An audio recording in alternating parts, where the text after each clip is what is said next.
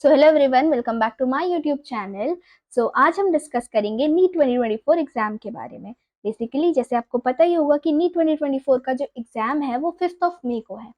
तो आप मतलब मोटा मोटा आप लेके चलो तो आपके पास 2 महीने भी नहीं, आप 46 to 47 डेज हैं। तो उसी 46 डेज को मैंने आपके लिए प्लान किया है कि आप किस तरीके से अपना बेस्ट दे सकते हैं। इवन अब देखो, ऐसा तो है नहीं कि अब आप सारी बुक लेके पढ़ोगे, क्योंकि सिलेबस इतना वास्ट है।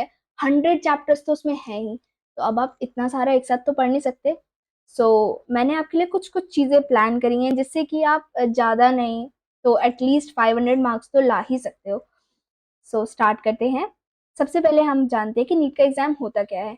एस सबने फॉर्म भरा है तो पता ही होगा कि नीट का एग्जाम होता क्या है। तो नीट का एग्जाम वो एग्जाम होता है जो आपको एमबीबीएस, बीडीएस और जो आयुष कोर्सेज है, जैसे कि आप बीएएमएस, बीएचएमएस, इन सब में एडमिशन के लिए आपको नीट का एग्जाम देना पड़ता है। और ये मैंडेटरी एग्जाम है। पहले एआईपीएमटी, पहले क्या होता था कि स्टेट लेवल के एग्जाम्स होते थे।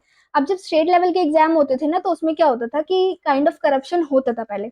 बट अब क्या कर दिया कि ऑल इंडिया लेवल का एग्जाम कर दिया कि अब जिसको भी एडमिशन लेना है ना, एमबीबीएस, बीडीएस, किसी भी कोर्स में मेडिकल से रिलेटेड, तो वो नीट का एग्जाम देगा। और फिर क्या होगा, जैसे राउंड्स होते हैं काउंसलिंग के, तो उसमें ना सीट्स अलॉट होती हैं, तो अकॉर्डिंगली चीजें होती हैं।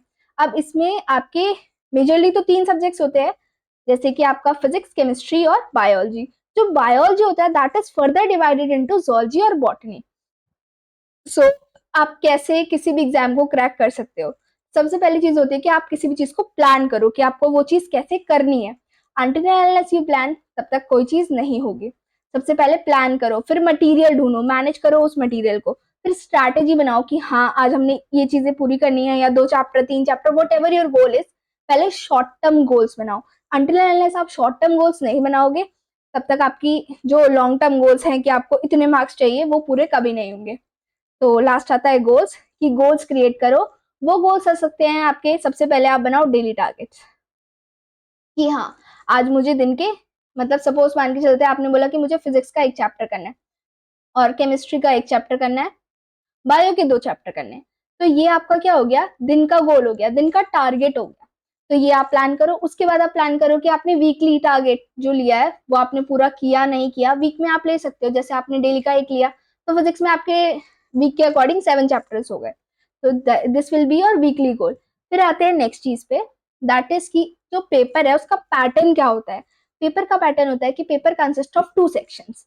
पहला आता है सेक्शन ए, सेक्शन बी। जो सेक्शन ए होता है उसमें 35 क्वेश्चन होते हैं। जो 35 क्वेश्चन होते हैं वो सारे के सारे क्या होते हैं, मैंडेटरी क्वेश्चन होते हैं कि आपको करने ही करने हैं, चाहे कुछ भी हो। इसके अलावा आते हैं 15 क्वेश्चन जो सेक्शन बी में होते हैं। उसमें से आपको 10 क्वेश्चन करने होते हैं। 5 क्वेश्चन आपको बस ऐसे ही दिए हुए होते हैं कि मतलब आपको आते हैं तो आप उनमें से कर सकते हो। नेक्स्ट आता है कि जो क्वेश्चन पेपर होता है उसमें टोटल पहले पहले क्या होता था, सिर्फ 180 क्वेश्चन ही होते थे। अब क्या होता है कि 200 क्वेश्चन होते हैं, आपके पास इतनी सारी चॉइसेस है। फिर उसके बाद आपको सिर्फ अटेम्प्ट करने हैं कितने क्वेश्चंस, 180 क्वेश्चंस। और टोटल जो टाइम है वो क्वेश्चंस के अकॉर्डिंग बढ़ा दिया गया है, दैट इज 200 मिनट्स। अब हम देखते हैं कि पर सब्जेक्ट जो है हमारे पास कितने क्वेश्चंस आते हैं।